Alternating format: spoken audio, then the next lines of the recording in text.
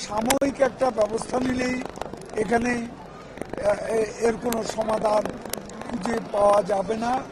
একটা সমন্বিত পদক্ষেপ নিতে হবে এবং অবৈধ এবং অনিরাপদ রাসায়নিক যে কাঠামো আছে, ঝুঁকিপূর্ণ এই কাঠামো এখান থেকে সরিয়ে ফেলতে হবে।